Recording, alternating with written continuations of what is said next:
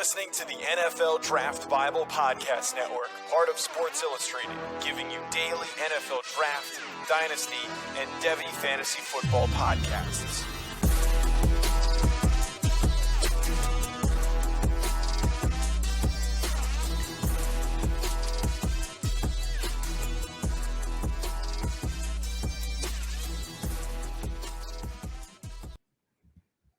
Class is in session. Welcome into the draft seminar presented by Sports Illustrated's NFL Draft Bible Podcast Network. I'm your host, Matt Hicks, the FF Educator, joined as always by my co-host, John Lobb, the Gridiron Scholar. And on this video, we are breaking down the highly controversial Mac Jones. And John, I know you are excited to get into Mac Jones today. I am, my friend, and I'm surprised it's considered controversial, this young man, but shows you how different the NFL is compared to 20 years ago. I'm much older than that. But I think some of it is the narrative and the perception around Tua Tagovailoa. I think so much of Mac Jones' analysis is in comparison to Tua. And I don't know if that's always fair. And I have measured this young man based on his body of work. And one of the criticisms that I have heard is in regard to he was surrounded by amazing talent at Alabama. My friends, Tua was also, all right? If you're going to knock Mac Jones for the talent around him, well, Tua had the exact same talent, and I would argue he had better talent around him. So if you love Tua and you hate Mac Jones, don't say it's because of the talent. You could have legitimate reasons for saying these two young men are different prospects. And I understand that. They are completely different players.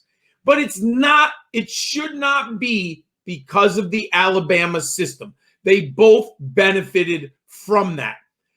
The interesting part is the Mac Jones story starts late. He's a redshirt junior. So he was on that campus for 3 years.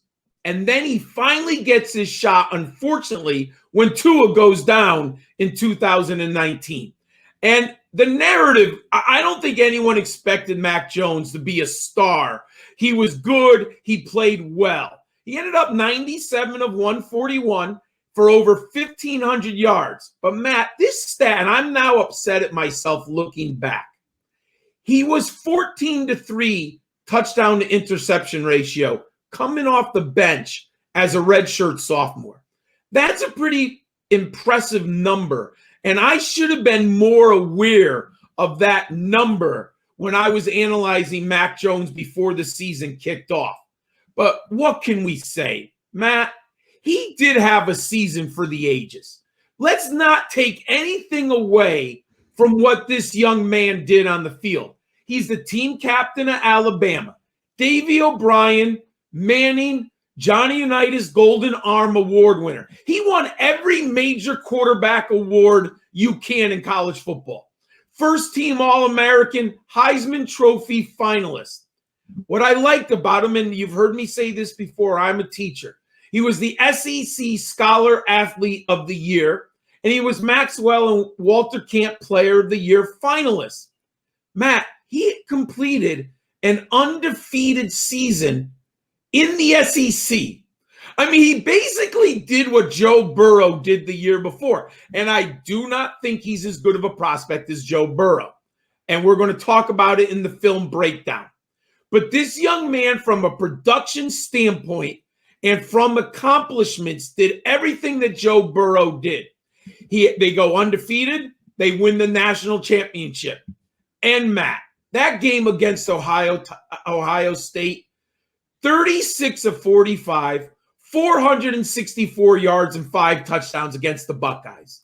And the Buckeyes have a good defense who 2 weeks before had shut down Trevor Lawrence and Clemson. This young man had a season for the ages. He's going to get selected in the first round because an NFL team's going to fall in love with this young man for a lot of reasons. But Matt, what does your film breakdown and study say? It's a really interesting film review, John, for sure. I think the conversation has to start with arm strength for me. There's a lot of debate about, really what his what his ceiling is in terms of arm strength. I give him an 85, and I think that's probably a pretty solid score there. He could hit 40, 50 yards downfield, I think, with a little bit of consistency. And you can look on tape. He has some examples of getting that ball 50 or further, but I think he puts a lot under his ball. And he has the time at Alabama with that pocket around him to put a little bit more under the ball. Oh, absolutely. It'll be interesting to see how that translates. But an 85 arm strength, that's a good score from me. In terms of mechanics, I think he's got a solid foundation. He's got quick feet, specifically in the pocket.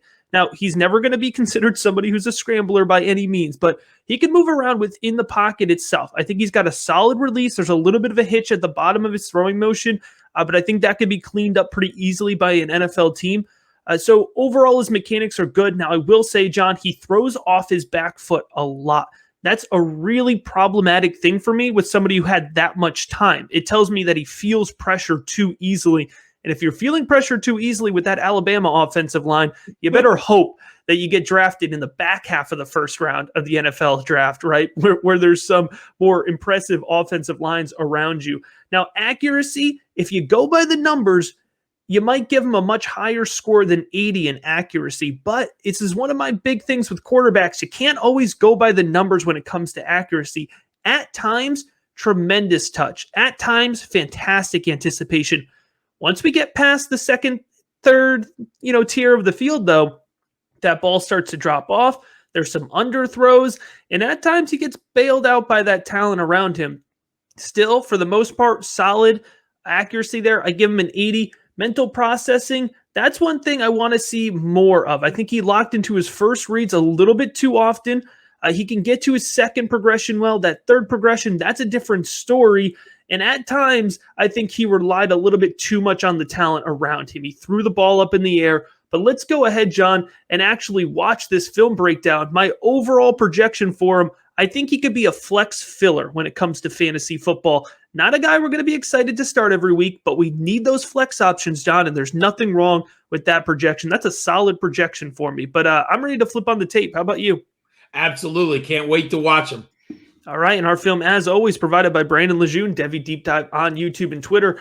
And you can see right off the bat, John, a quick slant out into the flat, or a quick sling out into the flat, I should say, and that's pretty common for Mac Jones. Yes, and he does have maneuverability behind the line of scrimmage. He's not fancy footwork. He's not elite, but he can. Look at that. He scanned the field. I like that. He went through his progressions there. Absolutely. You can see he steps up into the pocket well there, and he fires it. You could see that zip on the ball in the short field. Absolutely. Now, this is Ohio State we're watching, and he's throwing some nice balls there. Of course, that's Devonta Smith. It's nice to throw to him. And you can see here, look, it's a solid release. It's a little elongated. I think they could scope that up and clean that up just a little bit there when he gets to the NFL level. But overall, the footwork, the release, it's there. It's a little bit of a moldable product. Yes, and he throws a little air under it. And I get it. He doesn't have that Justin Fields 40-yard gun. There's clearly a little weakness in his deep ball. But he does have, that's nice touch, a little behind him. He should have let him a little bit. That's Jalen Waddle. Hard to lead Jalen Waddle, though. Yeah, you can see it. It's a little behind him. But this play here against Texas A&M, that's a good pass into the deep third. So there's examples, John. There's examples of him doing it very well, but it's the consistency. And at the quarterback position, you need consistency, and that's the underthrow right there. It's almost the same exact play 2 times in a row. 1 time is perfect. 1 time is severely underthrown. And there you go again, the deep overthrow. You're right. So you could see here, there's a lot of upside, and there's some scrambling upside here, as we could see. Nobody's going to accuse him of being a mobile quarterback, but there's a little bit of scrambling upside when it comes to his game, just enough to keep the chains moving if needed. Yes, he's an athlete. He's not an elite athlete, in the Cam Newton, Marcus Mariota mold, but he's not incapable of buying time in the pocket. I gave him an escapability score of a C- because of his command of the pocket and his ability to avoid pass rushers. But Matt, I wonder sometimes he could have really benefited from another season on campus. It would have been interesting to see him. Does he gain arm strength? How does he improve his footwork? How does he deal with the change in personnel on the team? I would have really liked to see him from a football standpoint. But from a career standpoint, he's coming out at the absolute right time. I understand why the young man did it. You put him in my model map, and he hits 4 of my 5 benchmarks. The only thing I'm concerned about is the number of games played, and I think that's a factor in the overthrows as well as a little bit air under the deep ball. Maybe he could have practiced on campus all year throwing a deep ball. I'm sure there are skills and there are training you could do to work on that. You know, I'm not saying he's ever going to be Aaron Rodgers. Don't get me wrong. But I think he could take a little less air and put a little more zip on it. But when you look at the other numbers, Matt, passing efficiency, 197. Wow. 11 yards per attempt. Granted, that's the Alabama system. He's going to get a lot of yak yards and benefit from those great receivers. But Matt, 57-7 touchdown interception ratio. And I know, I agree, his accuracy isn't great. But I'll say this, you don't by accident complete nearly 75% of your passes. So is he crisp like Aaron Rodgers? No. Is he NFL? Can he complete 62% of his passes at the NFL level? I think he can. I think this is a great dichotomy of the modern NFL. You have players like Jalen Hurts last year, and now you have, Justin Fields, the dominant dual threat quarterback. Mac Jones is your classic 1980s pocket passer. He does not perform very well off platform. I have not seen him solve a lot of problems. You mentioned he had a great offensive line.